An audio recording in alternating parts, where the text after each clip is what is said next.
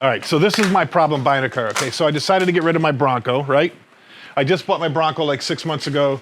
It wasn't very comfortable, right? It was a nice truck. It was kind of had a good coolness factor. Manly. It's too manly? It was too manly for you. Not manly. What does that mean? It was too much car. What are you trying to say here? That's something you take out and you're going mudding. You're going to pull a boat with it, some four-wheelers. You know, you're going to take the top off. He's not that kind of outdoors. You know, And that that's- kind of outdoorsy type person. And that's just not me. No. Okay, so I bought the Bronco 6 months ago. When I first got it, I was like one of the only people around that had it. It was super damn cool, right? So then I go to my daughter's for a baby shower. On my way home, I got my gray Bronco, and I pull up behind another gray Bronco. I'm like, oh, that's cool. There's two of them. And then another gray Bronco pulls up behind me. I'm like, it's time to get rid of this truck. Because when nobody else had it, I kind of liked it.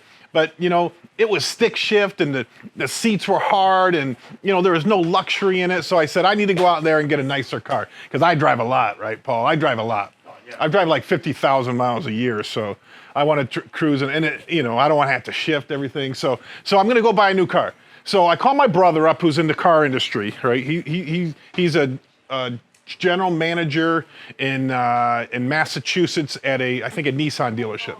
Okay, so I say, hey, you know, I'm looking at this Lincoln Navigator, and they're asking $62,000 for it. And he's like, hey, that's a good deal on the car. I go, okay.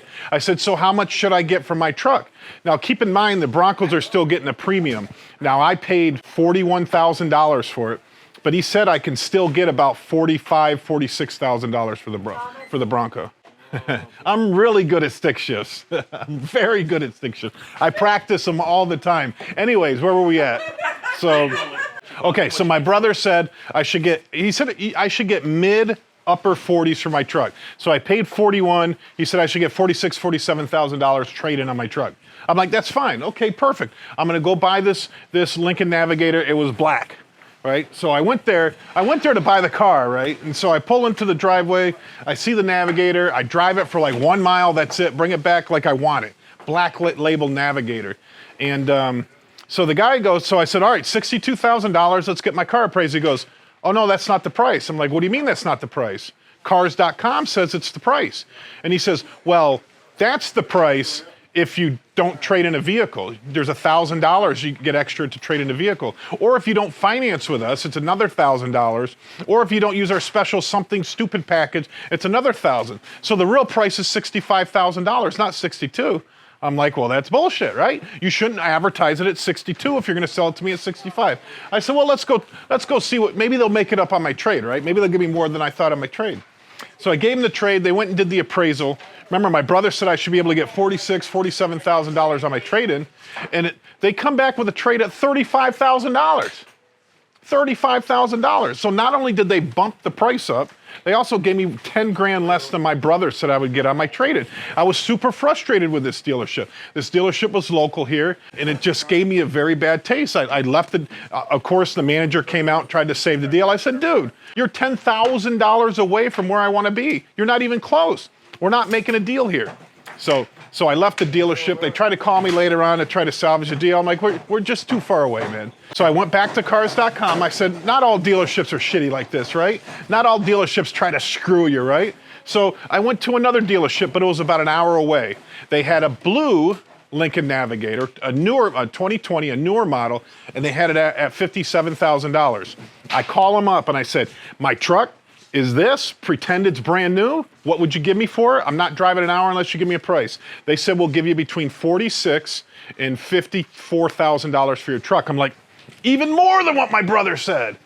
So boom, I got in my car and I drove the hour to the dealership, right? So I get to the dealership. I said, I want to buy the truck, $57,000. You already told me you give me between 46 and 54. Let's make the deal. I'm buying this car today. I was all excited.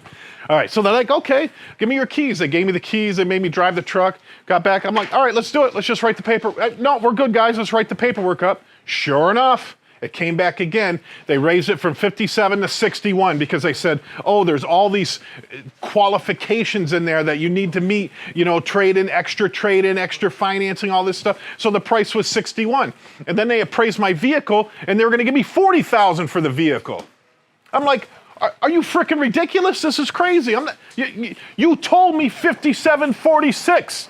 Now you're at 61 and 40. We're not even close. Give me my keys. No, we won't give you your keys yet, Mr. Schultz.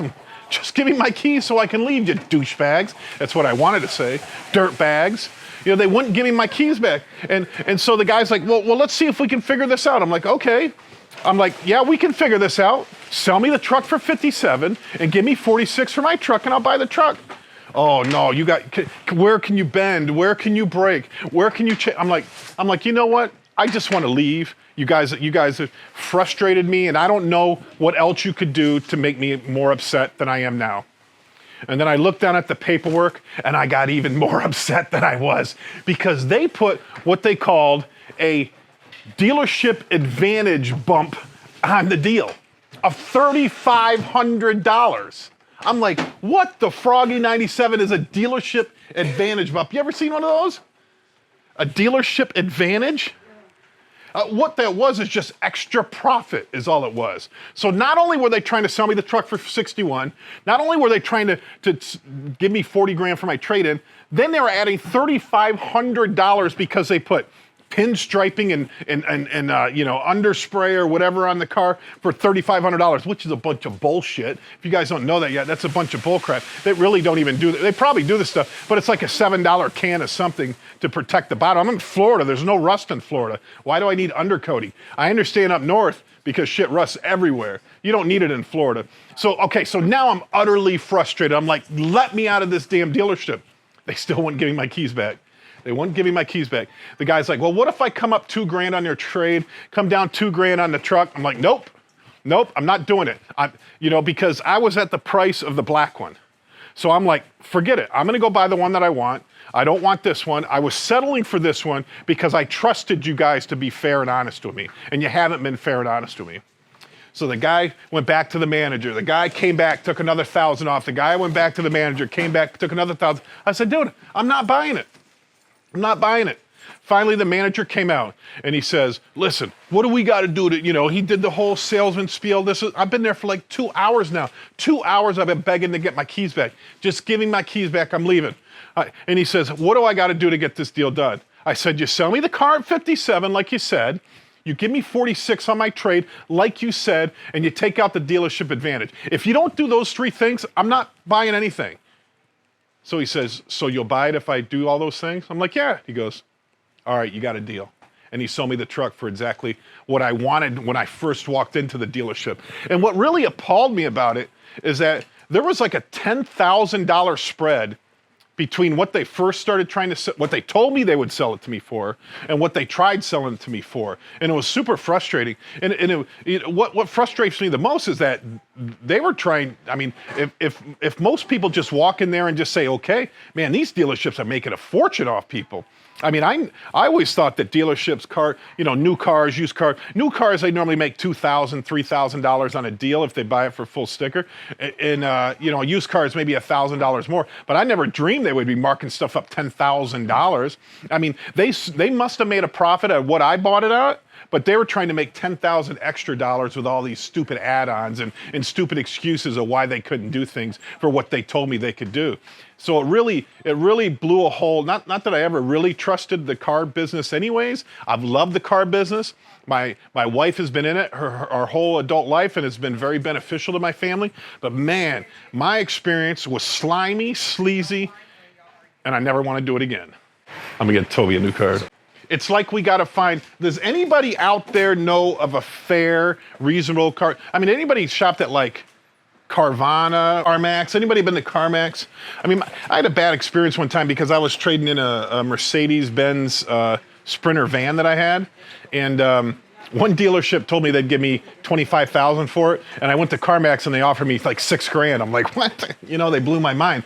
So I never went back to CarMax. But, you know, I think they have the one price shopping strategy. Has anybody had a good experience at CarMax? I got to figure out where I'm going to buy my cars in the future, because I certainly don't want to go to these local car dealerships anymore. It's just blown my mind. I can't wait till self-driving cars come out. I'm gonna buy the car. I'm gonna buy a self-driving car, and then it's gonna go out and Uber when I'm not using it, making money, and then come back and park when I'm ready to go. I'll tell my car, be back by 6 o'clock. It'll go make money for me, then drive back, and then it'll take me home. That's what I'm looking forward to. They had a Tesla right there. I almost bought the Tesla. Yeah, and it was I never heard of the model. No, it was an S. It was a 2018 S, but it was like a P150.